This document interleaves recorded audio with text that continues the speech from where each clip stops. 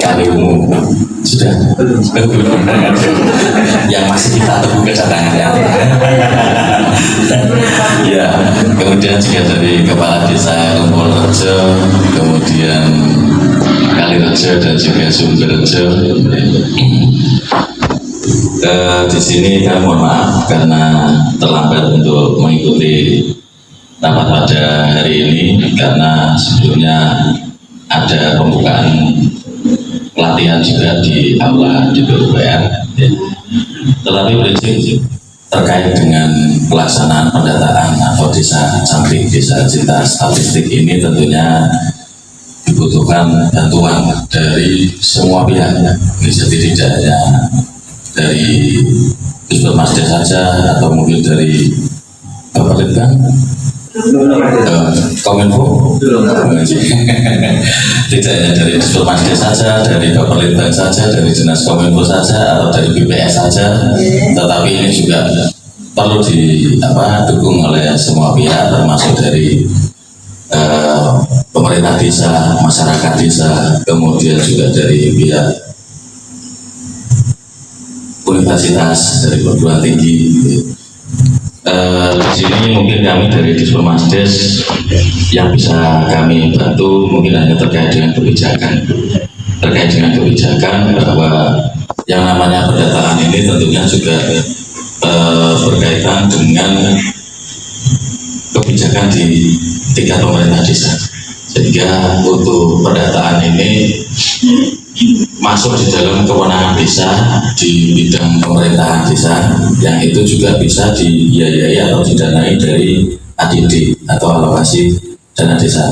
Dari ADD ini mungkin tidak perlu biaya banyak-banyak, cukup untuk artinya operasional, petugas pendata, kemudian barangkali nanti perlu fotokopi, kemudian ATK dan lain sebagainya, yang itu bisa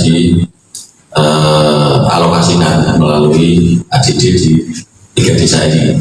Dan ini nanti dalam acara ini kita mendapatkan manfaat kita dari pendampingan ini, memberikan nilai baik dan nantinya dampak kepada yang baik juga kepada masyarakat kabupaten dan pada umumnya dan masyarakat desa yang dalam hal ini desa ini pada khususnya, yang mudah-mudahan bisa menjadi contoh, mudah-mudahan menjadi pilot bagi Kabupaten Kendal. Kami kira itu saja yang bisa kami sampaikan. Nanti kami mohon banyak arahan, banyak informasi dari Bumi dan jajarannya. Demikian dari kami, mohon maaf atas segala kekurangan. Terima kasih atas segala perhatian. Wassalamualaikum warahmatullahi wabarakatuh. Waalaikumsalam warahmatullahi wabarakatuh. Terima kasih Bapak atas arahannya. Mungkin kita sekarang bersama kita dengarkan juga dari Umi selaku Kepala Desa Pemenang. Silakan Ibu. Bismillahirrahmanirrahim. Assalamualaikum warahmatullahi wabarakatuh. Yang tentunya Bapak Kepala Dinas yang dalam hari ini diwakili oleh Mas Dolo, yang saya sudah konfirmasi karena sudah sering ketemu tadi tak kira main Mbak. Ternyata sebentar sudah diminta silani. Mudah-mudahan pertemuan kali ini memang bermanfaat, khususnya di Dispermasdes yang berada dalam badanmu. Yang kami hormati Bapak Ibu dari Desa Sumberrejo dan Kumpulrejo, semoga dari Kalirejo segera menyusul Mbak None. Teman-teman BPS yang saya banggakan serta adik-adik yang saya cintai. Syukur alhamdulillah kita panjatkan Allah Subhanahu wa taala atas perkenan beliau sehingga kita dapat hadir dalam pertemuan yang memang sudah kita rencanakan. Dan untuk mewakili di sini Mbak Anang, ya, saya ucapkan terima kasih karena dari Dispermasdes kita difasilitasi mulai dari tempat sampai ke ukurannya. Mudah-mudahan ini membawa semangat untuk kami, dan mohon maaf juga Pak Teguh ya, dengan hadirnya kami mungkin sedikit merepotkan sehingga waktu sebenarnya bisa digunakan oleh Pak Teguh atau Mbak Ana kita ganggu untuk sementara waktu. Bapak Ibu khususnya dari 2 desa ini ada wilayah-wilayah yang belum punya sinyal yang bagus. Sampai hari ini sinyal tertinggi 4G ya, belum 5G. Ini Bapak Ibu. Keberadaan sinyal internet berpotensi meningkatkan ekonomi desa melalui pemanfaatan sinyal internet untuk kegiatan ekonomi. Sekarang dengan adanya koneksi internet yang bagus, bayangkan orang desa transaksi. Sekarang transaksi beda dengan zaman dulu, Pak. Saya transferkan udah tinggal bukti rekening saya kirim lewat WA, betul ya. Transaksi jual beli kirim nota, difoto, cekrek, kirim lewat WA. Bayangkan dulu harus lewat telepon, buktinya mana notanya sudah ada, kan dulu seperti itu. Artinya keberadaan teknologi informasi menjadi krusial atau sangat penting bagi sebuah wilayah ketika ingin perekonomiannya berkembang. Nah, faktanya secara nasional masih ada sekitar 26% belum terjangkau sinyal 4G. Bayangkan kalau data ini diketahui sama perusahaan provider, Pak, dia langsung cari tahu di mana yang belum ada 4G, saya tak masuk ke sana. Telkom misalnya atau Indosat ya. Ini penting. Ini faktanya seperti itu. Nah, di wilayah jenengan kita bisa membandingkan seluruh wilayah desa saya apakah sudah terjangkau sinyal 4G biar penduduk saya bisa bertransaksi ekonomi, bisa jualan pulsa, bisa nerima order. Kan sekarang zaman sekarang gitu, Pak ya. Punya jualan tinggal jadi status WA. Jualan apa? Bayangkan kalau sinyalnya nggak bagus, listriknya belum 24 jam, kan ekonominya jadi nggak bagus. Berikutnya, ini terkait layanan pendidikan. Memang manfaatnya tidak bisa dirasakan langsung pada saat itu, tapi produk unggulannya bisa diekspor ke luar negeri. Sisanya hanya dijual atau dipasarkan di dalam negeri saja. Seperti di daerah pesisir biasanya, Pak, itu misalnya saya kebetulan aslinya bukan dari Kendal, saya itu dari Pemalang. Di tempat saya itu ada penangkapan ikan perusahaan, penduduk desanya kerja di situ. Produknya itu jadi produk unggulan desa itu diekspor ke luar negeri. Ada sarung tenun yang diekspor ke Timur Tengah. Nah, ini gambaran seperti itu. Ketika di desa tersebut ada usaha ya yang bisa merekrut pekerja dari desa tersebut dan produknya bisa berorientasi ekspor, itu kan peluang untuk menggerakkan perekonomian di desa tersebut. Betul ya, Pak Ibu? Dua ini adalah yang pertama, diharapkan ya kita semua yang hari ini hadir di sini adalah bisa mengidentifikasi variabel level platform atau level strategi yang berkaitan dengan pembangunan desa atau kelurahan di wilayah kita yang sedang kita lakukan pembinaan. Kemudian yang kedua adalah dapat menyusun dan mengupdate variabel yang berhubungan dengan level platform dan level strategi tadi yang sudah didapatkan. Kemudian berikutnya diharapkan bisa menghasilkan rekomendasi, bisa berupa laporan atau proposal yang bisa digunakan oleh pihak desa atau kelurahan dalam memanfaatkan dana desa untuk pembangunan desa atau kelurahan sehingga bisa meningkatkan level outcome-nya tadi. Terima kasih. Barangkali beserta jajarannya yang saya hormati Ibu Yasiti selaku Kepala BPS Kabupaten Kendal, yang saya hormati Kepala Desa dan Kasih Pemerintahan Sumberjo, Kalirejo, Kumpulrejo, dan Bapak Ibu dari Kecamatan serta adik dari pengurus. Ini sedikit saja, tadi sudah sepanjang lebar disampaikan oleh Mas Fahri tentang apa itu potensi desa. Bapak-bapak sekalian tadi sudah diterangkan sama Mas Fahri bahwa desa cantik itu kita melakukan pembinaan sektoral. Jadi nanti ini sebelum melangkah selanjutnya kita membutuhkan identifikasi kebutuhan data dari Dinas Statistik 2020. Warahmatullahi wabarakatuh. Shalom. Om Swastiastu. Namo Buddhaya. Salam kebajikan dan salam sehat untuk kita semua. Yang saya hormati Kepala BPS Pak Dr. Margo Yuwono beserta seluruh jajarannya dan tentu saja para pembina di daerah dan tadi juga para pemenang Desa Cantik, selamat. pertama, izinkan saya mengajak kita semua menaikkan rasa syukur kita kehadirat Allah Subhanahu wa taala sehingga kita bisa hadir pada pagi hari ini. Memang data itu sesuatu yang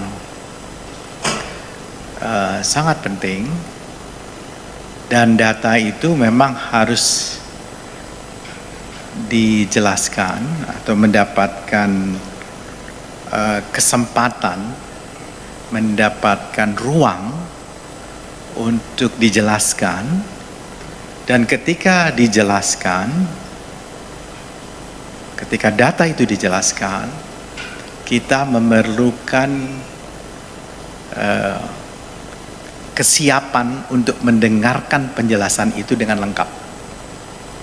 Seringkali ketika data itu diungkapkan dan kemudian dijelaskan, lalu hanya karena mendengar buntutnya saja, langsung oh ya, tidak tahu, dan akhirnya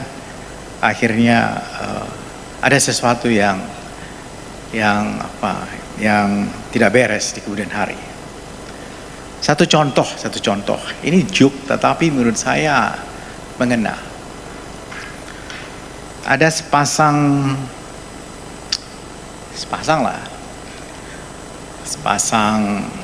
yang sedang di mabuk asmara, begitulah. Yang perempuan mengatakan,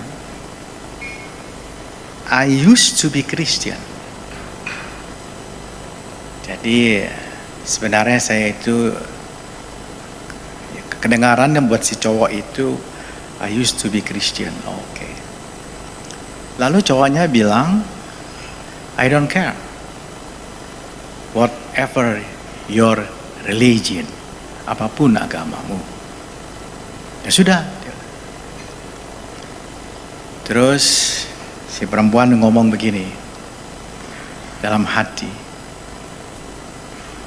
ini orang gak kasih kesempatan saya menjelaskan lebih lengkap. Maksud saya itu, dulu saya Kristen, sekarang nama saya Christine.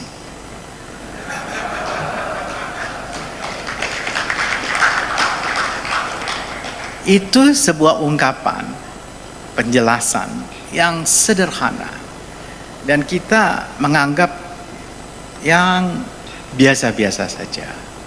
Jadi saya berharap para pimpinan desa atau kepala desa yang terpilih menjadi desa cantik, yang mencintai statistik, itu memahami dengan baik data, dan kemudian bisa memahamkan data itu kepada orang lain. Jadi bahasa Indonesia memang tidak terlalu kaya kalau dilihat dari jumlah kosakatanya. Kosakata kita itu hanya nggak sampai 200.000, cuma 100 ribuan. Bandingkan dengan kosakata bahasa Inggris, bahasa Cina juga nggak terlalu banyak, 200-300 ribuan. Bahasa Jepang, bahasa Inggris agak lumayan, 700. Bahasa Rusia agak lumayan banyak, tapi bahasa yang paling banyak memang bahasa Arab, itu jutaan.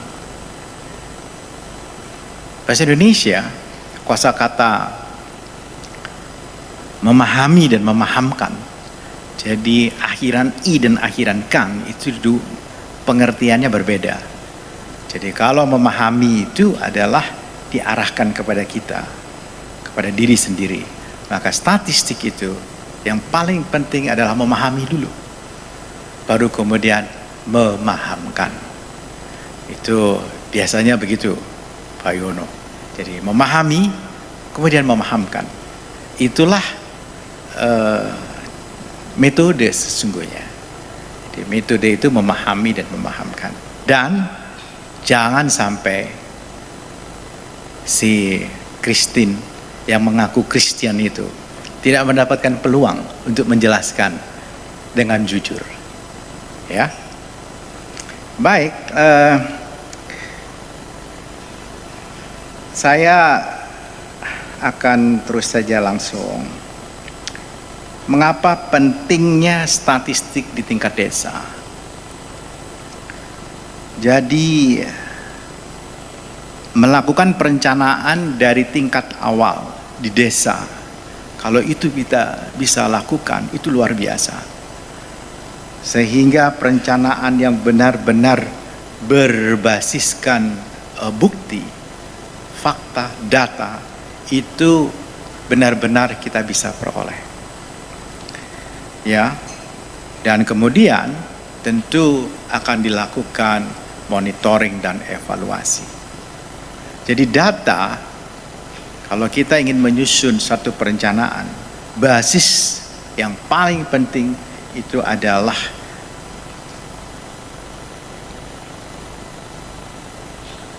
fakta-fakta yang bisa berbunyi, ya, seperti yang saya sampaikan. Jadi seringkali kita tidak bisa membedakan antara keinginan dan kebutuhan. Saya kasih contoh lagi. Jika sepasang lagi nih, Pak Marco, pergi ke mall yang bapak-bapak atau yang mas-mas yang itu mengatakan saya kesini ya sightseeing saja, atau sekurang paling maksimum saya mau cari kaos kaki warna coklat karena saya lagi pakai coklat. Kebetulan tadi di rumah saya setengah mati cari kaos kaki warna coklat karena sering pakai warna hitam. Jadi ketika saya pakai celana coklat, saya bilang mana kaos kaki coklat, oh ya saya nanti harus cari kaos kaki coklat. Dan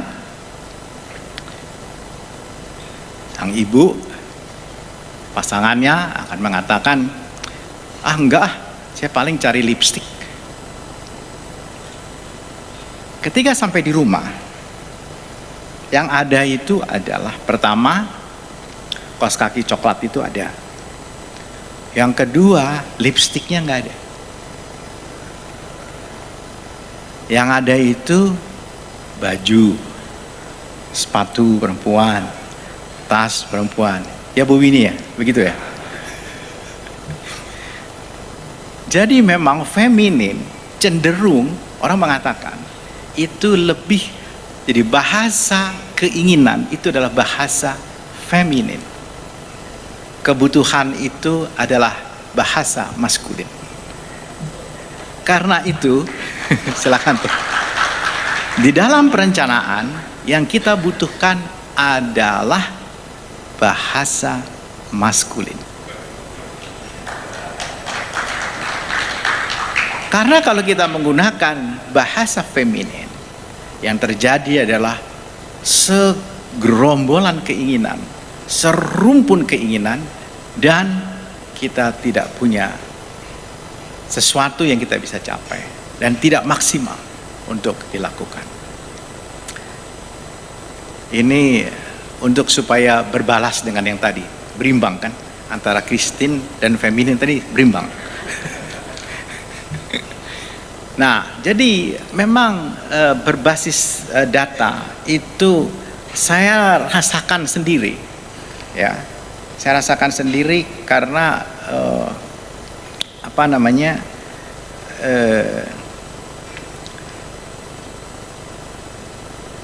kebutuhan dan keinginan itu saya bisa baca dari beragam surat,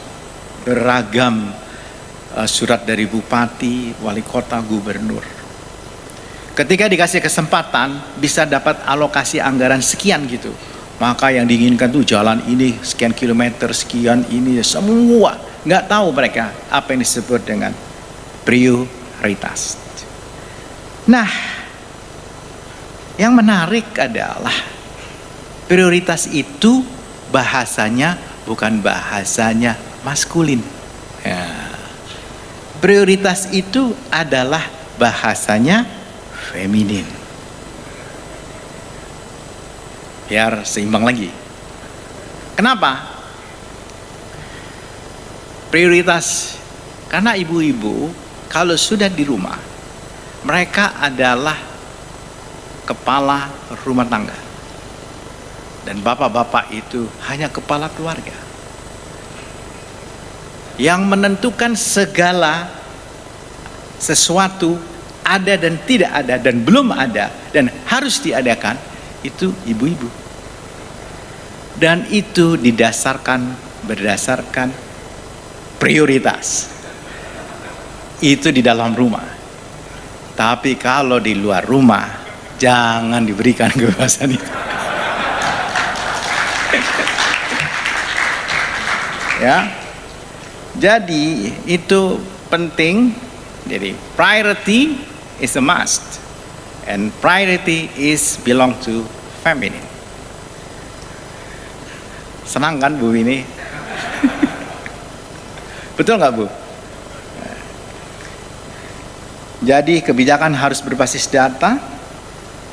Kenapa harus berbasis data? Ini akan menempatkan data sebagai jantung dari pembangunan, dan pembangunan itu adalah kebutuhan dan priority. Jadi bukan keinginan dan priority, tapi kebutuhan dan priority. Sehingga dia bisa diimplementasikan, melahirkan strategi sedemikian rupa, dan mudah-mudahan menghasilkan program yang kita kehendaki. Saya menaruh harapan dan saya salut dengan pada BPS yang mulai mengajak. Tadi saya tanya sama Pak Dr. Margo tadi, ini yang pertama ini Pak, nanti yang akan datang bisa 100. Wah, ini kalau seluruh pimpinan desa, kepala desa di seluruh Indonesia sudah mengerti statistik dengan baik, maka mudah-mudahan mereka semua akan mengerti, akan lebih memahami Ibu Sri Mulyani dibandingkan Bambang Susatyo.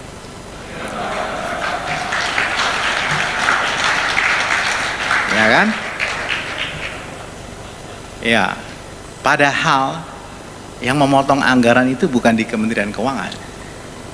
Tapi saya senang juga, ya Bu ini ya, yang memotong anggaran itu di Bappenas.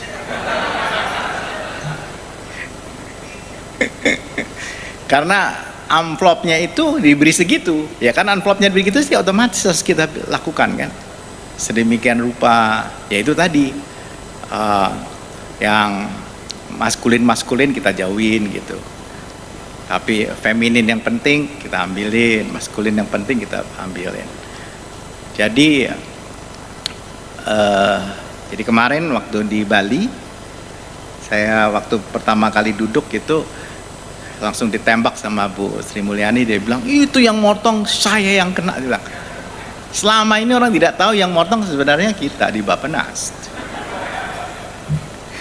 Jadi kan pura-puranya kita dorong aja ke Kementerian Keuangan. Ya, tapi memang amplopnya dikasih segitu, mau digimanain lagi? Kalau amplopnya ada 2, ada 3, bolehlah gitu. Jadi saya salut sekali Bapak kepada BPS, dan ini kalau bisa melibatkan lebih maksimal seluruh desa, para pengambil kebijakan di desa memahami dengan baik kebutuhan-kebutuhan desanya dan bisa meletakkan prioritas dengan baik. Saya kira pembangunan yang kita lakukan dari pinggiran itu sebagaimana yang diinginkan Bapak Presiden, itu bisa kita lakukan. Dan dengan cara desa cantik ini, saya kira BPS ingin mendorong, menekan agar literasi mengenai data di desa itu bisa ditekan. Tadi juga disampaikan oleh Pak Kepala BPS terkait dengan monograf desa.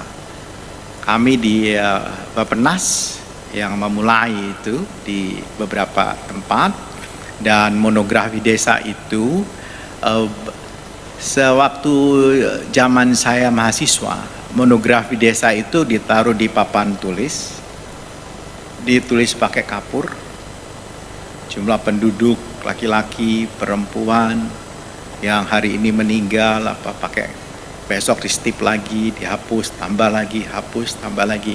Tapi begitu ditanya, kemarin gimana? Nggak tahu. Yang minggu lalu mana Pak? Wah, sudah saya hapus, sudah sampun kulo busek, sudah saya sudah saya hapus. Waduh, itu hebat dulu pakai papan tulis. Kita tahu real time hari itu, tapi kita tidak tahu berapa gitu. Nah, lalu kemudian ada bahasa kira-kira. Ya, kira-kira ditambah kurang, tambah kurang. Kira-kira terus ilmu kira-kira itu berkembang dengan pesat di desa.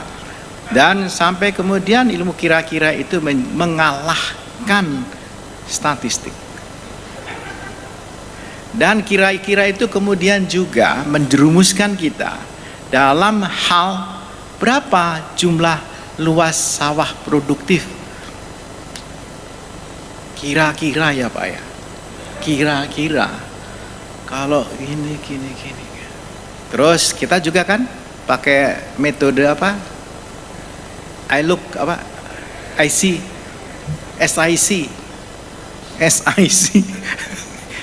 Itu sebenarnya mengikuti teorinya kearifan desa. Kira-kira ya gitu. Tapi ketika kemudian sudah mulai ada apa namanya KFA, ya mulailah rasionalisasi itu dilakukan. Baru kita tahu bahwa jumlah luas sawah itu ternyata yang lalu termasuk luas atap genting, ya kan? Baru kita tahu ternyata jumlah pupuk yang disubsidi bertahun-tahun bertambah-tambah cuma untuk memberikan pupuk ke atap genting. Bayangkan subsidi itu entah kemana larinya. Nah, kalau semua para penguasa desa, manajer-manajer desa, kepala-kepala desa paham betul ini sumber kebocoran pertama itu bisa diminimalisir, bahkan ditiadakan, dan benar-benar cantik. Oh ya, gimana lagunya itu? Nah itu luar biasa Pak, luar biasa sekali. Penghematan yang akan kita lakukan dari desa itu luar biasa. Kita akan tahu persis kayak tadi saya sampaikan. Bayangkan perlu pertambahan luas sawah untuk ditanamnya di atas genting. Sekarang kita sudah bisa kurangi. Pertambahan jumlah pupuk dari tahun ke tahun ternyata memupui genting. Nah, sekarang kita bisa tahu berapa sebenarnya dan berapa tingkat konsumsi kita. Akibatnya, karena data itu menjadi elit dan data itu menjadi sesuatu yang hanya dimiliki oleh beberapa orang, maka pasar beras di Jakarta itu menjadi penentu seluruh harga beras di Indonesia. Sekarang itu harus tidak boleh lagi. Ya. Dan gak bisa lagi kita pakai ilmu kira-kira. Nah, saya kira ini kalau udah tahun depan udah 100, kemudian 200, 300, seluruh desa-desa di Indonesia itu menjadi desa cantik, maka pemborosan itu akan terminimalisir, dan kemudian benar-benar perencanaan pembangunan yang berdasarkan data itu tersedia dengan baik dan benar-benar berdasarkan kebutuhannya maskulin dan prioritasnya feminin. Penting itu disebut. Ya. Jadi mudah-mudahan itu saya kira yang saya ingin sampaikan, dan Musrenbang Des itu juga menjadi lebih bunyi gitu, lebih berbunyi, Jadi saya ingat pada ketika saya masih jadi anggota DPR, waktu itu masih ada program ADB, Asian Development Bank, terkait dengan apa itu namanya ya, community development yang untuk kecamatan, apa namanya Bu Winnie dulu, pengembangan kecamatan itu loh, basisnya kecamatan.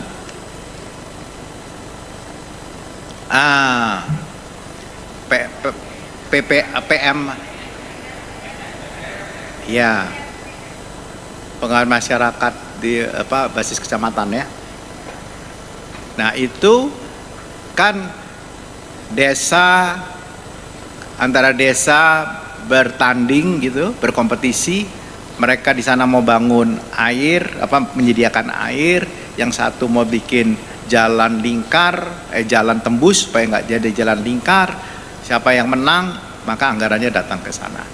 Nah itu benar-benar cara untuk menyelesaikan dengan baik, untuk menemukan kebutuhan dan prioritas. Dan dasarnya tentu cantik. Terima kasih atas hari ini. Saya memahami benar bahwa BPS telah mendorong para pimpinan desa di seluruh Indonesia untuk benar-benar menjadi desa cantik. Nggak ganteng Pak ya, cantik. Kalau ganteng lain lagi kepanjangannya. Dan saya berbahagia sekali sehingga nanti di Musrenbang kabupaten kota, kalau ini sudah terwujud dengan baik, maka basis-basis data itu yang akan lebih berbunyi, lebih sound, dan efektivitas penganggaran akan jauh lebih baik. Terima kasih. Assalamualaikum warahmatullahi wabarakatuh. Waalaikumsalam. Media dan Pratama dari BPS, ya. Bapak Ibu narasumber, ya.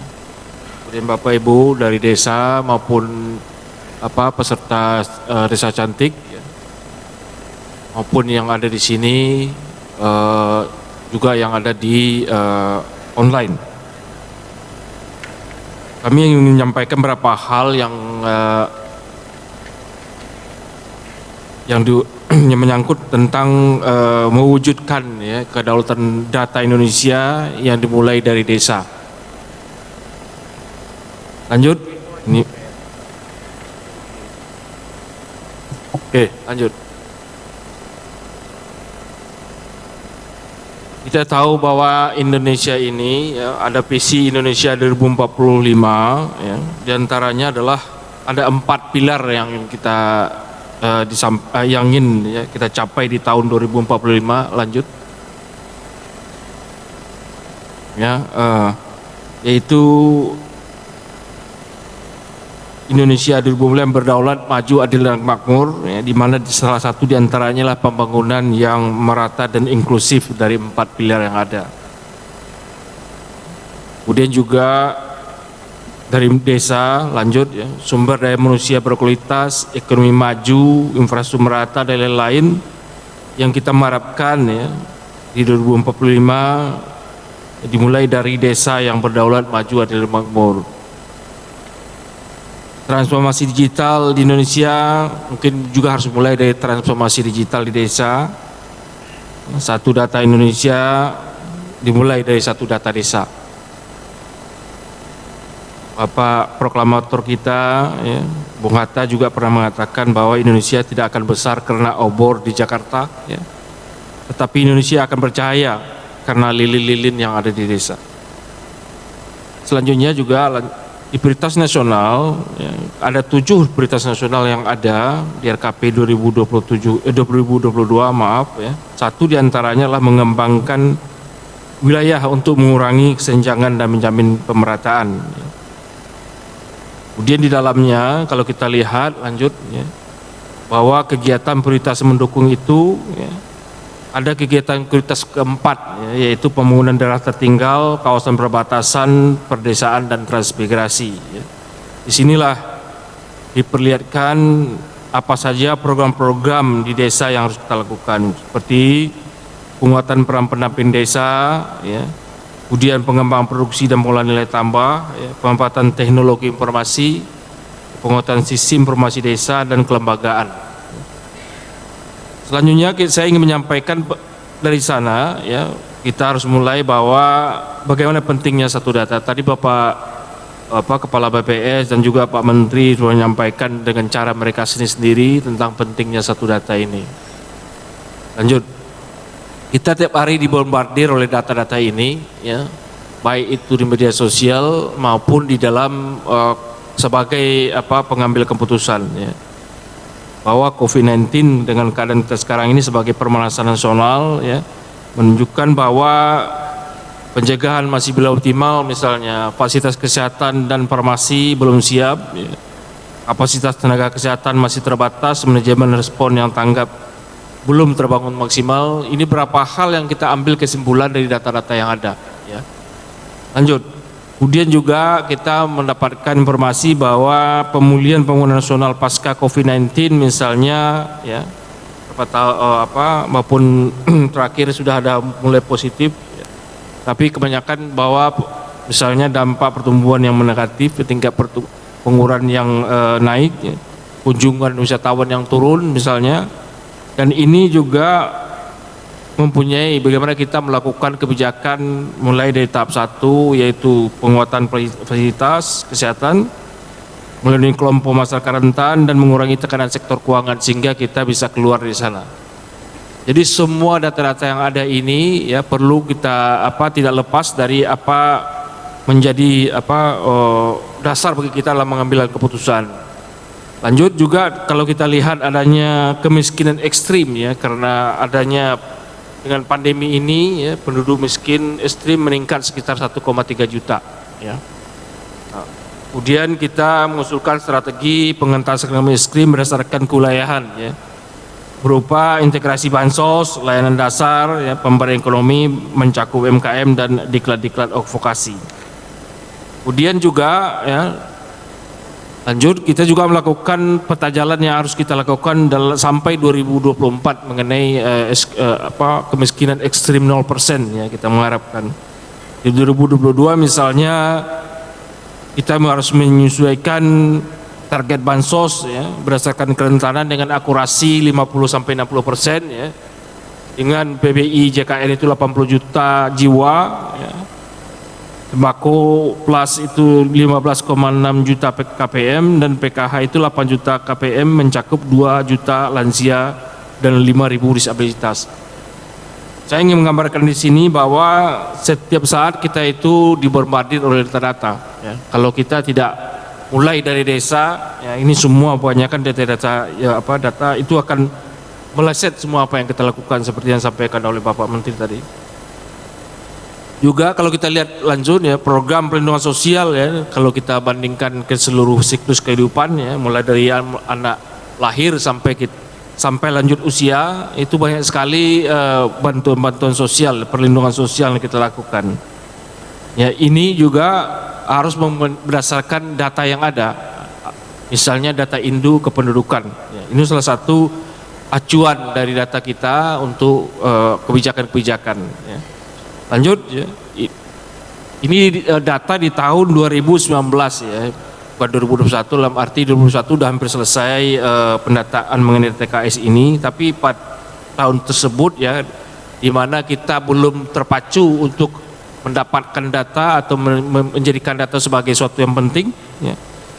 Jadi banyak sekali tingkat akurasinya sangat rendah sekali, ya, tahun. Sekarang sudah mulai bagus 2018-2021 ini karena data TKS-nya sudah mencapai tahap akhir yang dikerjakan oleh Kemensos. Jadi kita mengharap bahwa data itu sangat penting, ya. Data itu sangat penting, ya. Kita dipaksa oleh COVID ini, yang sebelumnya 2019 kita tidak santai saja dengan data, tapi pas ada COVID ini kita harus bekerja keras karena ratusan triliun, ya, dana itu pergi ke sana, ya. Itulah perlu satu data itu mendorong integrasinya, mengintegrasikan aplikasi-aplikasi yang banyak tadi, ya. kemudian mengintegrasikan layanan-layanan pemerintah ini. Jadi itulah salah satu contoh kita yang penting. Makanya kita penting lanjut ya, keluarlah Perpres 39 tahun 2019 ini sebenarnya mengatur tata kelolanya. Tata kelola yang artinya setiap kementerian itu dengan bantuannya tadi misalnya itu menghasilkan data yang sebenarnya harus ditata kelola. Ya, jelas datanya itu sumbernya dari mana, metodologi mencapainya, mendapatkannya dan lain-lain semuanya. Itu mungkin dari teman-teman BPS sangat ahli ya dalam hal bagaimana mendapatkan itu. Kemudian lanjut, kita juga tantangan yang sekarang ini ya, data yang sekarang pun masih berlaku bahwa terdapat banyak aplikasi penghasil yang belum dikelola secara integrasi, ya, beragamnya referensi dan standar data yang ada, ya, kemudian metodologi yang belum terstandar. Belum lagi kalau itu tantangan non teknis ya. Adanya ego sektoral, kompleksitas regulasi dan lain-lain yang menjadikan kita harus bekerja keras untuk mendapatkan satu data ini. Ya Bapak Ibu tadi misalnya mengeluarkan salah satu yang bagus tadi saya lihat bahwa Desa Cantik itu salah satu programnya adalah memberikan pemahaman terhadap prinsip satu data. Sangat penting sekali karena banyak sekali aplikasi-aplikasi yang dikeluarkan ya, tapi aplikasi A dengan aplikasi B itu mengeluarkan tertentu dan tidak tersadar. Nah, dengan satu data inilah kita standarkan. Lanjut, ini adalah gambaran besar saja mengenai satu data. Ada prinsip-prinsip yang harus kita lakukan ya, mengenai standarnya harus sama, harus mempunyai metadata ya, kemudian harus bisa nanti dipakaikan, dan juga harus mengacu kepada kode-kode referensi yang tertentu, misalnya kode desa ya. Terus kode kabupaten kota dan lain-lain harus mengacu pada kode yang sama. Kemudian juga ada penyelenggaranya ya, boleh di pusat tadi Bapak Menteri tadi adalah salah ketua Dewan Pengarah ya Satu Data Indonesia Pak Menteri Bappenas ya. Kemudian forum Satu Data ya, tempat diskusi ya. Kemudian ada di situ pembina data, BPS, BIG, Kementerian Keuangan adalah pembina data di masing-masing jenisnya. Kemudian juga ada wali data dan juga ada produsen data ya. Sedangkan khusus di daerah itu ada wali data pendukung. Jadi banyak sekali.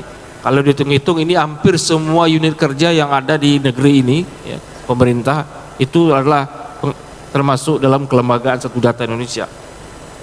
Kemudian luar lingkupnya mengharapkan bahwa dari sisi sumber data itu pemerintah pusat itu ada 87 kementerian ya, sumber datanya.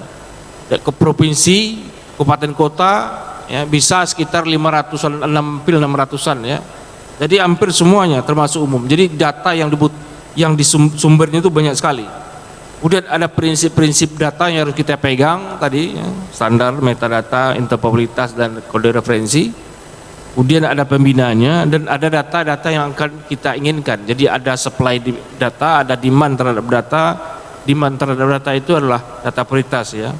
Yang indikator-indikator misalnya ada di SDGs, yang ada di RPJMN, RPJMD dan lain-lain. Ini adalah cakupan tata kelola yang ada. Lanjut. Kemudian juga peran penting dari dukungan pembina data. Ini sangat penting sekali kami sampaikan di acara BPS ini bahwa dalam hal membina data itu membina standar dari kualitas data itu sendiri. Kemudian kapasitas SDM dan kelembagaan. Kalau mungkin dari sisi BPS tidak begitu sekarang acaranya sudah rutin ya dilaksanakan, Pak. Sedangkan yang pasti masalah misalnya kalau SDM-nya orang peta nih ya, BG, itu jarang sekali. Ya, harus punya sertifikat. Kemudian juga dukungan terhadap pengelolaan data prioritas dan lain-lain. Lanjut, ada masalah yang besar misalnya dalam hal satu data tadi tingkat desa. Ini kami sangat mendukung sekali peran dari program Desa Cantik ini ya. Karena cukup banyak sistem informasi yang dioperasikan oleh desa. Contohnya ini adalah ada Pro-Deskel, SDGs desa, Siskew desa, SIPD, evaluasi desa dan Deskel dan lain-lain ya, yang meminta Bapak Ibu untuk mengisinya, ya kan, betul ya. Jadi meminta Bapak Ibu mengisinya. peran dari satu sebenarnya dari Desa Cantik itu membangun itu semua dalam satu kesatuan, ya.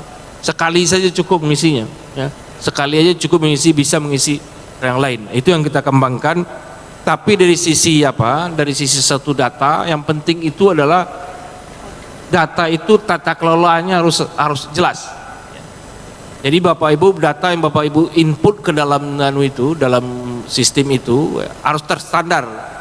Ya, tadi Desa Cantik sudah mengatakan bahwa membina terhadap prinsip-prinsip satu data yang dimasukkan itu jelas, metadatanya jelas, bagaimana mencarinya dan lain-lain. Ini yang sebenarnya menjadi kerjasama sebenarnya, ya, dari sisi Desa Cantik dan Satu Data Indonesia secara menyeluruh. Nah, jadi banyak dari pemetaan kita itu ada sekitar 72 variabel komponen yang mempunyai kesamaan, ya. Akibatnya desa berulang masukannya, waktu yang terkuras dan lain-lain. Kemudian juga ada tata kelola data desa ini yang sebenarnya lanjut, ya, mengenai yang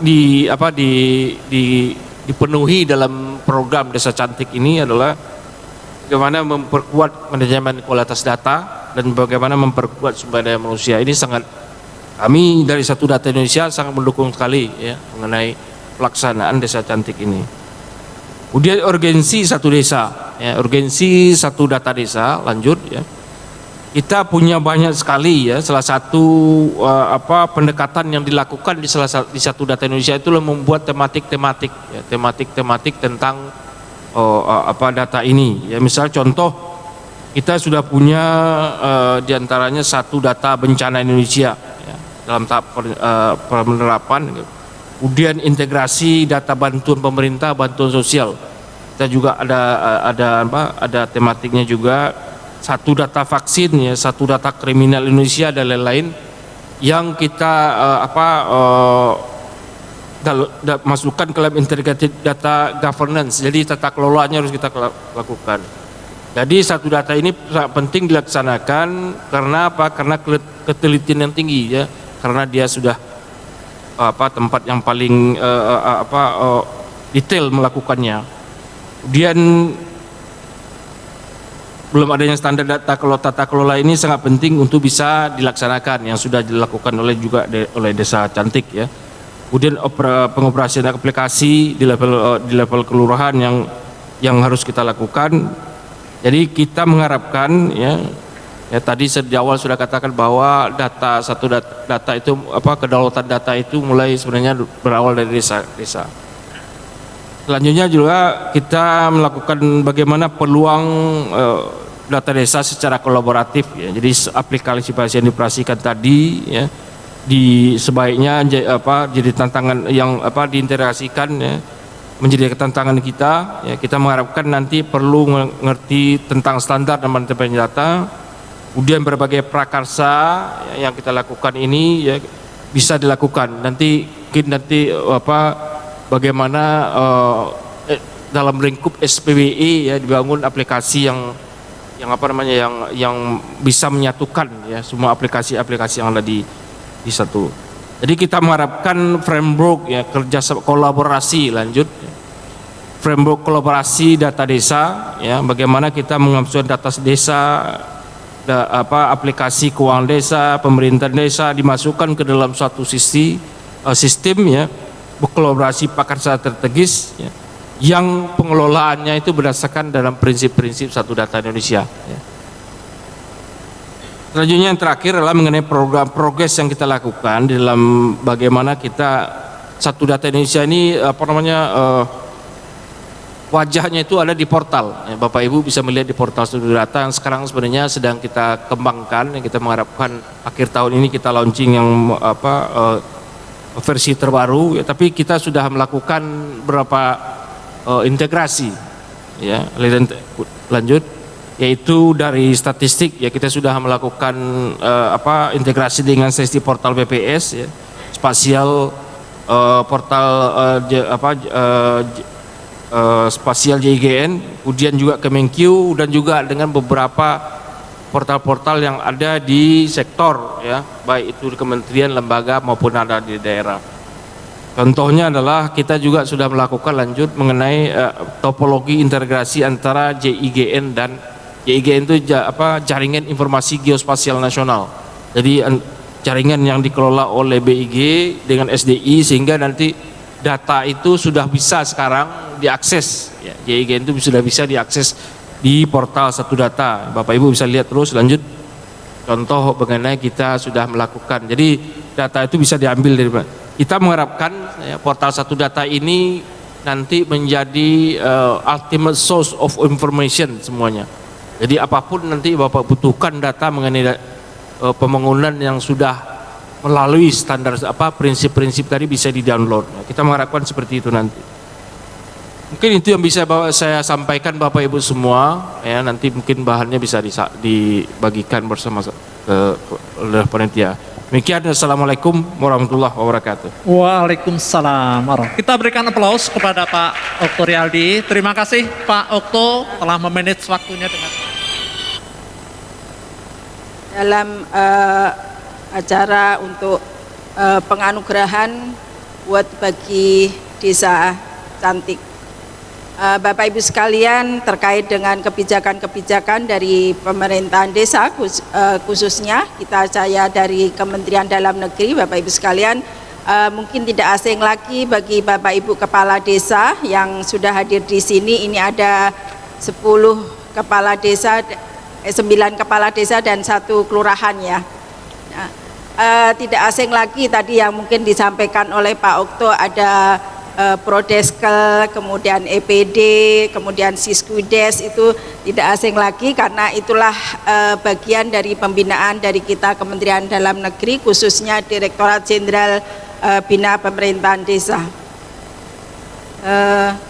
Terkait dengan kebijakan-kebijakan yang tadi sudah banyak disampaikan baik dari Bapak Kepala Bappenas maupun dari Pak Menteri Kepala BPS maupun dari Pak Menteri Bappenas, bahwa desa ke depan adalah memang kita menuju desa yang maju, mandiri dan sejahtera. Dan kemudian apa yang dimaksudkan dengan desa maju, mandiri dan sejahtera itu tentu saja tidak bisa hanya di atas kertas ataupun hanya bisa secara teori, tapi benar-benar bisa kita lihat, bisa kita aplikasikan di desa Bapak Ibu sekalian. Nah, dari setelah ada Undang-Undang Nomor 6 tahun 2014 tentang desa, Bapak Ibu sekalian, memang konstruksi desa ke depan itu adalah membuat desa maju, mandiri dan sejahtera. Tentu saja itu tidak bisa begitu saja terwujud tanpa ada dukungan dari berbagai pihak. Nah, tentu keberhasilan di desa ini Bapak Ibu sekalian mulai dari supradesa itu mulai dari kecamatan, kabupaten, provinsi sampai dengan tingkat pusat pembinaannya, dan evaluasinya tentu saja diharapkan untuk sampai ke desa. Kemudian yang juga tidak kalah penting adalah pemerintahan desa. Di situ ada pemerintahan desa, itu ada kepala desa, perangkat desa, kemudian lembaga-lembaga yang ada di desa. Kepala desa tidak bisa bekerja sendiri tanpa ada lembaga-lembaga desa, tanpa masyarakat desa yang bisa berperan kemudian bisa mendukung semua program-program yang ada di desa. Kemudian juga pihak ketiga di sini bisa juga pihak-pihak swasta yang memang bisa dikerjasamakan dengan desa. Nah, Undang-Undang Desa menyebut bahwa desa itu adalah desa atau dengan sebutan nama lain. Yang jelas di situ adalah mempunyai batas wilayah yang sangat jelas, kemudian mempunyai kewenangan untuk melaksanakan segala unsurnya, mulai dari unsur pemerintahan desa, pembangunan, pemberdayaan dan kemasyarakatan. Nah, Bapak Ibu sekalian, desa sekarang di seluruh Indonesia itu ada 74.961 desa. Nah, kalau tadi baru 10 yang dinobatkan menjadi desa cantik, mungkin bisa kita lihat sebarannya pun masih jauh ya tadi ya. Kalau kita lihat di wilayah Jawa, tadi ada Jawa Tengah, kemudian Jawa Barat, yang memang jumlahnya kalau kita lihat di sini dari Jawa Barat itu 5.321 desa, kemudian di Jawa Tengah itu ada 7.809 desa. Kemudian ada Jawa Timur tadi ya, Jawa Timur ada di Batu, tadi ada 7.724 desa. Jadi mewakili tadi memang Jawa Tengah dan Jawa Timur dari sekian ribu Bapak Ibu mewakili desa di wilayah Bapak Ibu sekalian. Kemudian tadi juga ada NTB, NTB itu juga termasuk yang sangat banyak desanya, ada 1.005 desa. Kemudian ada di Sulteng ya, tadi ada Sulteng dari Parigi Montong itu ada 1.842 desa. Nah, kami mungkin tidak akan menyebut satu persatu semuanya. Yang jelas di sini Bapak Ibu sekalian, ini menjadi perhatian kita bersama bahwa dari 74.961 desa tadi, kita mempunyai kewajiban untuk selalu memberikan pembinaan dan pengawasan dan juga mengevaluasinya. Kami sangat mengapresiasi kepada teman-teman dari BPS yang memang sudah menyasar ke desa untuk programnya itu, yaitu Desa Cantik ini.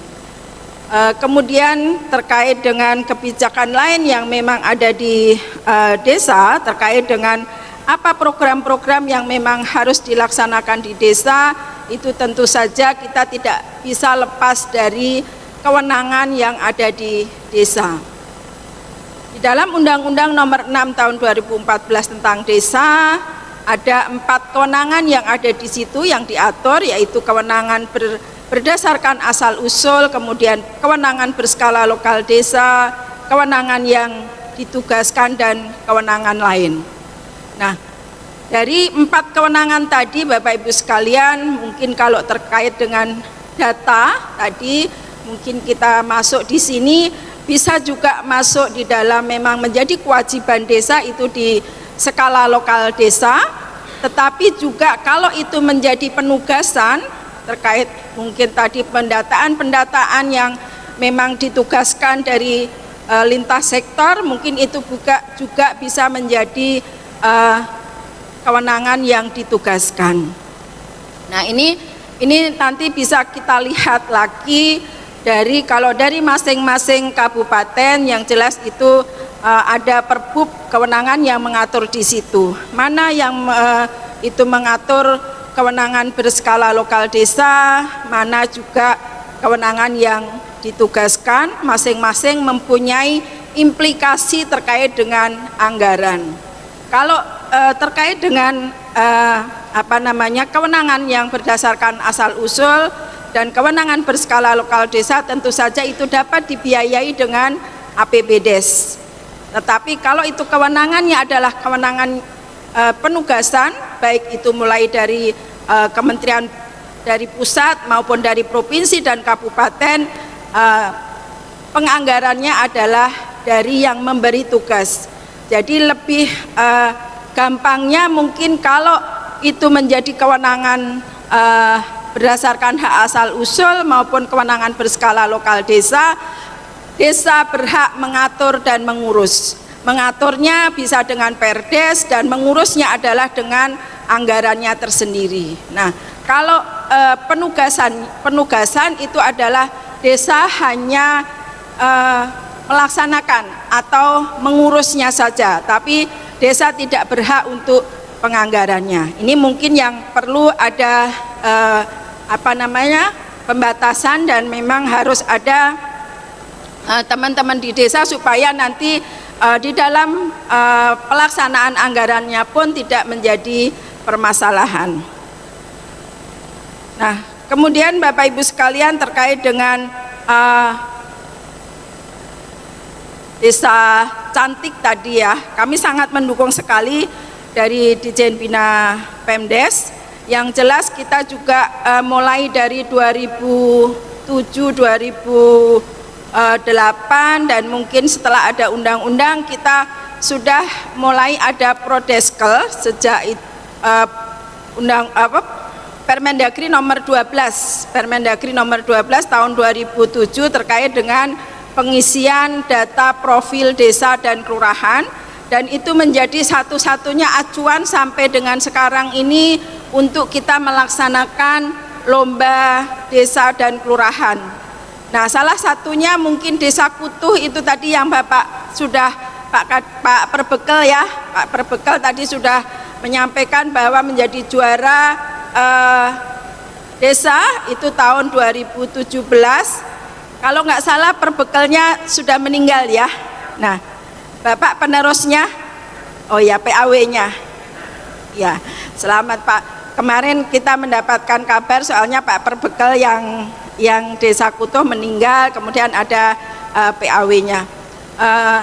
Dan kemudian juga jadi ini menandakan bahwa pembinaan kita itu adalah terus-menerus. Jadi walaupun itu menjadi juara lomba desa 2017, namun itu masih terus-menerus. Jadi jangan juga masih ada prediksi bahwa juara itu adalah bergilir, tapi ini adalah terus-menerus. Memang desa itu adalah desa yang pantas untuk menjadi juara. Nah, kemudian terkait dengan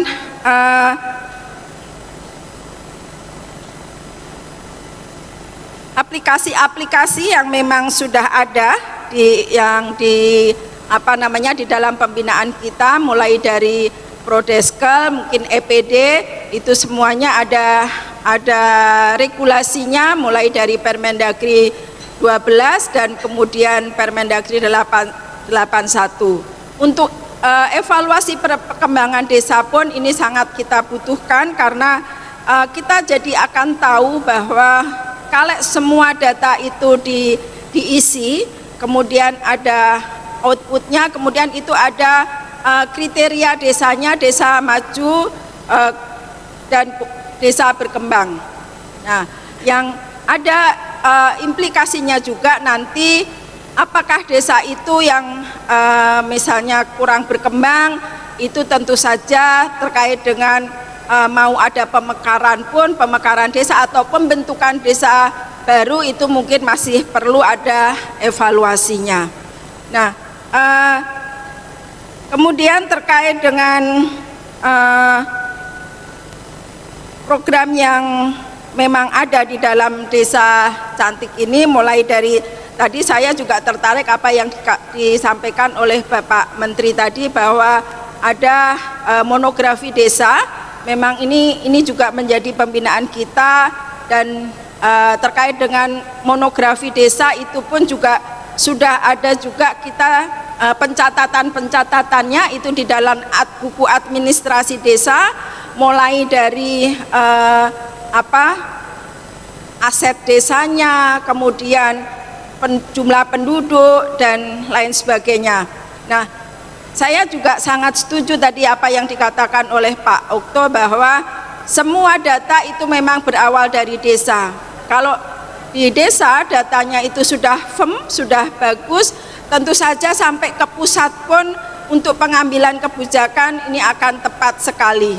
Mulai dari RT, RW sampai ke desa, kecamatan, kabupaten sampai ke pusat, itu sangat dibutuhkan untuk data yang sangat valid.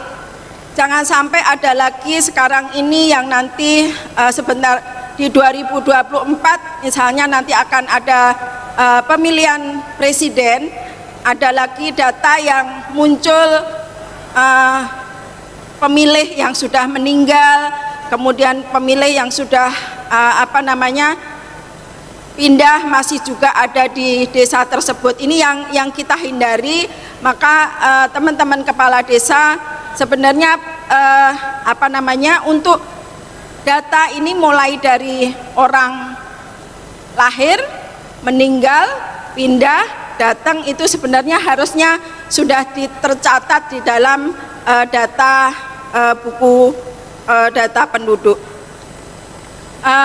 Terkait dengan data yang ada, mungkin terkait dengan potensi desa, mulai dari data sumber daya manusia, sumber daya alamnya, memang ini sangat kita butuhkan sekali kepala desa, Bapak Ibu perangkat desa untuk menentukan nanti di dalam RPJM desa sampai ke RKP desa sampai ke penganggaran.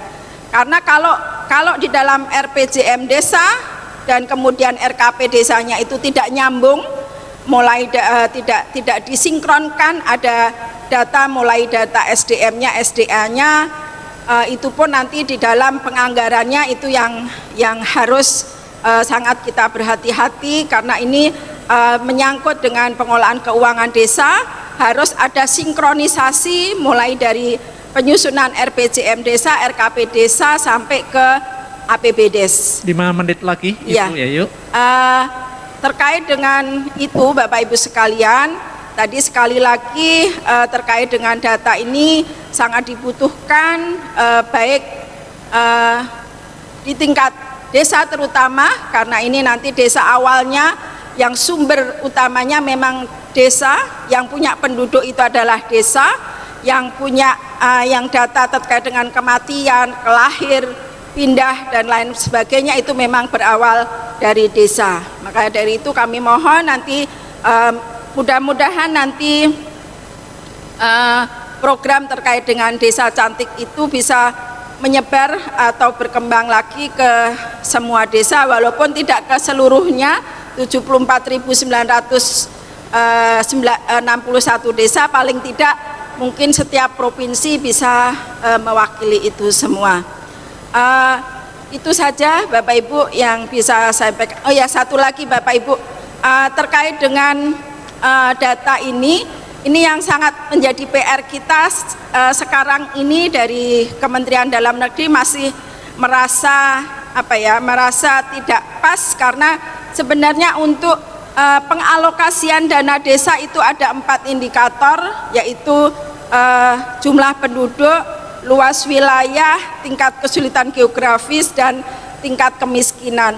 Nah, yang mungkin kalau jumlah penduduk kita bisa dari Dukcapil, kemudian luas wilayah mungkin kita yang menjadi PR, karena luas wilayah ini adalah luas wilayah desa. Ini kita sedang mendorong ini untuk bisa mewujudkan batas desa nanti dengan BIG dan teman-teman dari sektor lain, mudah-mudahan bisa mewujudkan ini. Kemudian yang tingkat kemiskinan dan kesulitan geografis. Itu saja Bapak Ibu yang bisa saya sampaikan, mungkin nanti kita bisa diskusi.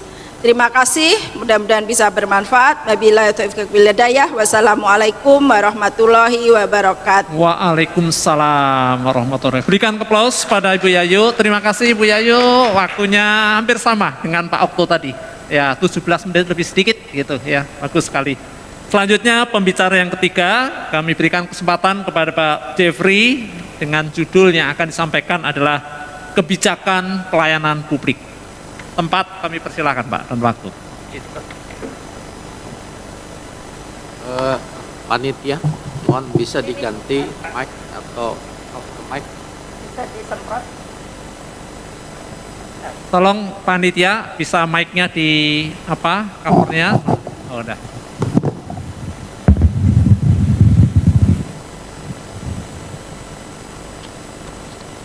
Baik, terima kasih. Assalamualaikum warahmatullahi wabarakatuh. Yang terhormat para narasumber, moderator, Bapak dan Ibu sekalian yang hadir di tempat ini maupun juga yang secara online. Terima kasih. Saya secara cepat saja, Bapak Ibu sekalian. Kalau kita berbicara Bapak Ibu sekalian tentang kebijakan atau pelayanan publik, bahwa pelayanan publik itu sebetulnya adalah apa yang harus kita kerjakan Bapak sekalian. Semua dari pemerintah pusat ke daerah sampai juga dengan ke desa-desa. Yang kita layani adalah masyarakat. Mengapa Bapak sekalian masyarakat ingin dilayani? Karena sekarang ini partisipasi masyarakat demikian tinggi. Ya, mereka menginginkan apa sih yang dikerjakan oleh Bapak dan Ibu sekalian termasuk saya gitu ya. Ini yang diminta oleh masyarakat. Oleh karena itu partisipasi masyarakat demikian tinggi. Kenapa?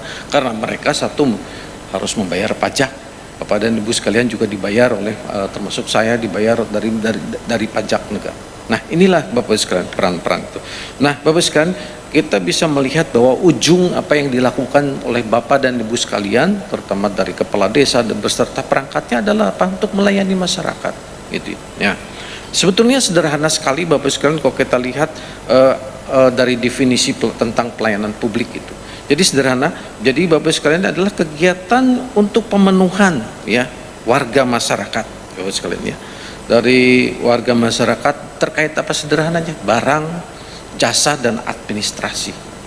Ya lebih banyak pada layanan-layanan kita adalah bersifat administrasi, Bapak sekalian. Jasa ada beberapa ya.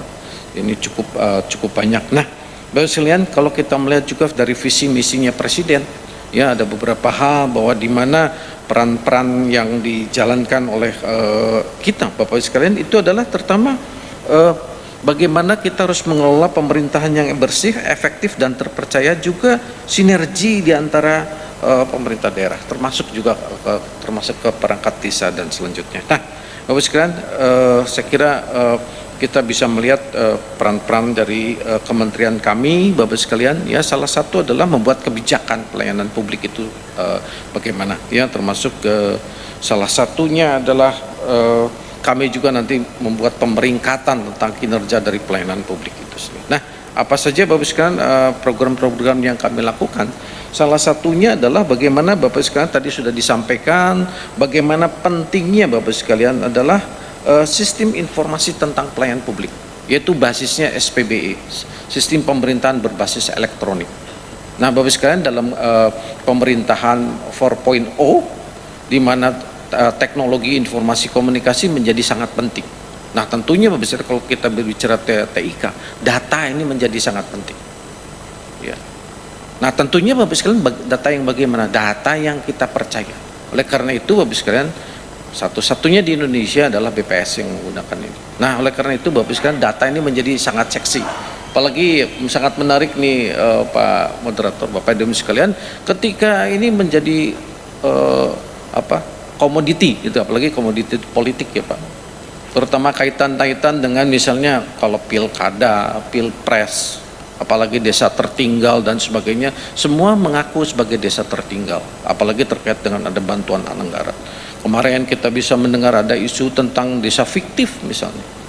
Apakah seperti itu? Ya. Nah, ini mudah-mudahan tidak ada di tempat ini ada desa-desa fiktif ya Pak. Nah. Bapak Ibu sekalian, kita lihat bagaimana sebetulnya negara wajib hadir Bapak sekalian. Bapak dan Ibu sekalian wajib hadir untuk melayani, sehingga ketika dalam segala sesuatu masyarakat merasakan kehadiran Bapak sekalian ya. Nah, ini. Nah, Bapak sekalian, kehadiran kita di dalam masyarakat ini paling penting adalah terutama apa?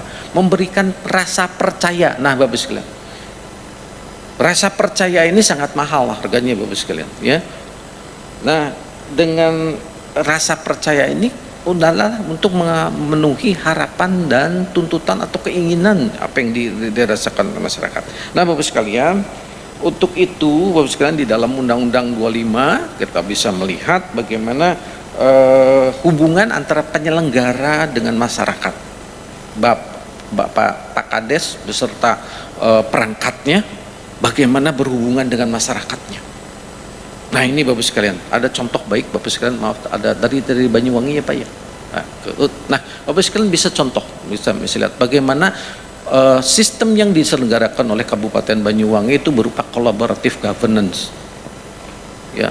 Jadi Bapak sekalian, jika kita melakukan segala sesuatu kegiatan, itu bukan hanya tanggung jawab dari satu, tetapi bekerja sama dengan berbagai instansi yang ada, baik pemerintah pusat, daerah maupun juga dari swasta dan masyarakat. Inilah kita sebut collaborative governance. Keberhasilan ini Bapak sekalian, kalau kita bisa lihat di Banyuwangi sudah punya berbagai macam inovasi. Silahkan Bapak datang ke sana, ada namanya Smart Kampung. Ya, bagaimana Pak Bupati itu bisa melihat, berbicara dengan Pak Kades, Pak, tolong koreksi saya ya kalau salah. Itu bagaimana beliau berbicara dengan Pak Bupati hanya melalui dengan di layar komputer saja. Semua bicara tentang anggaran kegiatan, anggaran pemerintah dan pembangunan, proyek-proyek yang dilakukan sudah terlihat di monitor, Pak. Jadi tadi Musrenbangdes itu berjalan dengan baik. Nah, Bapak sekalian, dampaknya apa? Semua data tentang manajemen desa, mulai dari masalah pendidikan, kesehatan, data kependudukan dan sebagainya, itu semua sudah ada di dalam situ. Karena Musrenbangdesnya berjalan dengan baik. Peningkatan otomatis kesejahteraan desa itu meningkat ya Pak. Kenapa? Pemerintah desa didorong mendirikan badan usaha milik desa. Nah ini Bapak sekalian, peran-peran ini Bapak sekalian, kemandirian desa itu diukur dari situ. Sehingga Bapak sekalian, pemberian katakanlah dana-dana desa dapat dilakukan secara efektif dan efisien. Untuk siapa? Untuk kesejahteraan masyarakat. Nah ini Bapak sekalian, keterbukaan ini penting Bapak sekalian. Itu keterbukaan data. Karena masyarakat bisa melihat, menjadi pengontrol atau menjadi pengawas Bapak sekalian di dalam melakukan kegiatan pemerintahan dan pembangunan. Jadi tidak ada lagi yang disembunyikan Bapak dia. Gitu. Karena semuanya terbuka. Baik dari pelaksanaan, eksekusi anggaran, perencanaan dan sebagainya, semua jelas. Ya. Nah Bapak sekalian, siapa saja pelaksananya di dalam pelayanan publik itu Bapak, kalau kita lihat dari pemerintah pusat sampai pemerintah daerah, legislatif sampai dengan eksekutif dan yudikatif, baik juga dari swasta juga melaksanakan ini semua. Ya, nah, Bapak sekalian, di dalam Undang-Undang 25 juga diatur tentang hak dan kewajiban, termasuk juga Bapak sekalian apa yang dilakukan wajib harus penyelenggara. Nah Bapak sekalian, semua saya kira Bapak sekalian sudah punya gadget-gadget di sini. Ya, nah ini tentu Bapak sekalian ada hikmahnya dengan pandemi, tadi sudah dijelaskan Pak Okto. Pandemi ini Bapak sekalian satu sisi musibah bagi kita, tapi satu sisi membawa hikmah bagi kita. Itu layanan-layanan yang menggunakan secara online. Ini ada perubahan perilaku Bapak sekalian. Ya, terutama yang paling senang adalah ibu-ibu biasanya Bapak sekalian. Terutama tidak menyenangkan untuk Bapak. Itu terjadi WFH ya Pak ya, work from home. Nah ibu-ibunya paling menyenangkan. Kenapa? Tiba-tiba di depan ada yang teriak-teriak paket. Nah gitu ya Pak ya. Nah bapaknya yang bayar gitu ya Pak ya. Nah ini. Nah sistem pembayarannya juga nggak lagi pakai membayar cash Pak. Cukup ada Grab dan sebagainya. Maaf, sponsor nggak boleh ngomong ya Pak ya. Ada berbagai macam antaran datang. Nah ini kan merubah perilaku Bapak sekalian. Perilaku kita di dalam bagaimana bertransaksi dan sebagainya, sistem pembayaran dan sebagainya. Nah juga di layanan di desa, tolong Pak, maaf koreksi lagi nih dari teman-teman. Bagaimana Bapak sekalian boleh lihat teman-teman di Banyuwangi di desa, Bapak sekalian sudah komputerized semua. Ya Pak ya, mohon koreksi, betul kan Pak ya? Nah, jadi Bapak kalau boleh lihat nanti teman-teman di Banyuwangi, Bapak itu akan berhadapan dengan seperti kalau lihatnya layaknya di bank swasta Pak. Semuanya sudah berhadapan dengan komputer semua Pak, komputerized semua. Mau apapun bisa. Nah, itu Pak ya, nanti boleh lihat jalan-jalan ke Banyuwangi ya. Itu dari desa santet menjadi desa dari desa santet menjadi desa santri. Nah slogan ini penting Pak. Berbagai inovasi telah banyak dilakukan ya Pak ya. Event-eventnya pun cukup sangat banyak. Nah Bapak sekalian, kalau kita lihat citra-citra pelayanan publik, maaf di slide nomor 10 Mas, secara cepat aja. Nah modelnya stereotipnya seperti ini. Jadi pakai teorinya pakai smos, senang melihat orang susah melihat orang senang, gitu ya Pak ya, pakai teorinya pakai itu. Kalau bisa dipermudah, kenapa harus kita persulit? Nah itu Pak teorinya gitu Pak ya. Atau kita ini ya begitu supaya sudah ketemu ada transaksional, ya wani piro. Nah ini Pak misalnya ini ya, di iklan rokok lagi Pak ya. Ya, baik. Bapak Ibu sekalian, ini kalau kita lihat, nah pelayanan publik yang seperti apa yang diharapkan di slide 11 Mas? Ya, ini ternyata sederhana saja Bapak sekalian, kita harus memanfaatkan teknologi. teknologi informasi dan komunikasi satu keharusan, tidak bisa Pak. Apalagi kalau kita bicara untuk mau satu data, Bapak sekalian. Bagaimana mungkin satu data? Kita mau menyatukan, satukan pikiran mainframe kita Pak. Nah Bapak Ibu sekalian, mohon perhatian kami Bapak Ibu sekalian, kata-kata koordinasi, jangan merasa bahwa ini siapa sih yang nyuruhnya gitu. Mengesankan koordinasi itu membawahi dan dibawahi, tidak Bapak sekalian. Adalah untuk penyamaan persepsi di bidang tugas dan fungsi, kolaborasi kembali Bapak sekalian. Karena berkolaborasi akhirnya apa? Menjadi efektif, efisien dan berbiaya murah. Semua mempunyai peran. Nah, jangan nanya tugas dan fungsi kewenangan Pak, peran saya apa gitu. Ini penting Pak ya, merubah mindset pola pikirnya di situ Bapak sekalian. Nah Bapak sekalian, kalau kita lihat juga secara ini dasisnya apa Bapak sekalian, coba lihat di slide nomor 14 Bapak sekalian ya, di nomor 14 ini penting kita harus menyusun namanya standar Bapak sekalian.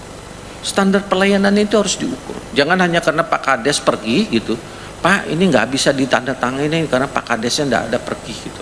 Sekarang udah ada zaman Pak tanda tangan basah, harus tanda tangan menggunakan elektronik dimanapun. Pak Kades sudah ada di sini bisa tanda tangan Pak gitu ya. Jangan mengatakan Pak Kades ini sedang di Shangri-La Pak, nggak bisa tanda tangan gitu ya, nggak bisa. Oh bisa kok pakai ini. Nah Bapak sekalian, inilah berbagai kemudahan-kemudahan ini. Nah Bapak sekalian, penting Bapak sekalian menyusun standar. Kenapa standar? Di teknologi juga Pak, baterainya kurang. Oke Pak. Nah Bapak sekalian, ini harus diajak kerjasama. Bahwa kita dalam menyusun standar itu harus diajak kerjasama. Siapa? Stakeholder terkait. Karena kita kepentingannya bersama dengan masyarakat, ajak gitu ya, supaya ini tersusun dengan baik. Nah Bapak sekalian juga penting setelah kita susun pakai dan bukan satu kali ditetapkan, supaya ada inovasi berkelanjutan Bapak sekalian. Continuous improvement ini penting. Supaya apa? Ada inovasi-inovasi. Silahkan tuh tanya-tanya teman-teman Banyuwangi, bagaimana mereka aktif dalam memberikan Indonesia. Satu desa, satu inovasi. Dan ya, boleh belajar dari Banyuwangi. Saya kira sudah cukup banyak di websitenya. Nah juga Bapak sekalian, kesempatan masyarakat untuk menyampaikan apa keluhan Bapak sekalian. Sediakan forum untuk menyampaikan itu. Ada forum secara nasional, websitenya Bapak sekalian, portalnya itu sp4nlapor.go.id Bapak sekalian, silahkan di sana Pak gunakan. Nah Bapak sekalian, juga penting adalah Bapak sekalian untuk mengetahui bagaimana layanan kita ini baik, perlu survei Bapak sekalian. Ya, lakukan survei kecil-kecilan, bagaimana Bu pelayan Pak, Bu memuaskan atau tidak pelayanan kami, ya, itu penting. Ya, supaya kita tahu. Kalau misalnya tidak memuaskan, kenapa tidak memuaskannya? Supaya kita tahu, bisa mengkoreksi untuk kita Bapak sekalian. Jadi perbaikan terhadap kebijakan-kebijakan publiknya kita bisa perbaiki. Nah, Bapak sekalian, ada contoh baik juga bagaimana kita mengintegrasikan layanan. Layanan-layanan tadinya ada di berbagai macam OPD, ya, di mana saja terpisah-pisah. Sekarang kita inginkan saat berada di satu tempat selesai semua. Contoh, ya, contoh lagi. Maaf, bukan mengiklankan Banyuwangi Pak. Nah ini Bapak sekalian ya. Nah, selanjutnya Bapak sekalian juga penting Bapak sekalian, setelah kita dapat ada continuous improvement atau ini yang menghasilkan inovasi, yuk kita lombakan supaya ada bersaing Bapak sekalian. Pakai ATM, amati, tiru, laksanakan. Kemudian modifikasi. Jadi Bapak sekalian jangan dianggap susah inovasi itu, ya. Nah teman-teman dari Banyuwangi ini pakai ATM juga Pak. Nyuplik sana nyuplik sini, modifikasi, sesuaikan dengan tempat Bapak dan Ibu sekalian. Ya. Kalau dulu waktu sekolah kita dilarang untuk nyontek, nah sekarang Bapak Ibu sekalian harus nyontek. Nah, itu Pak ya, nyonteknya bagus Pak, nyontek positif. Nah Bapak sekalian, nanti kalau untuk inovasi-inovasi yang baik kita sampaikan ada kompetisi di tingkat dunia Pak oleh di United Nations Public Service Award. Nah Indonesia juga cukup banyak menjadi pemenang-pemenang di tingkat internasional ya. juga ada dari kerjasama dengan konferensi tingkat tinggi Eropa ya di Paris biasanya setiap tahun juga menyelenggarakan ini, atau juga di tingkat UN setiap 2 tahun sekali. Nah, Bapak sekalian, saya kira ini yang bisa saya sampaikan beberapa hal terkait dengan pelayanan publik. Terima kasih. Wassalamualaikum warahmatullahi wabarakatuh. Waalaikumsalam.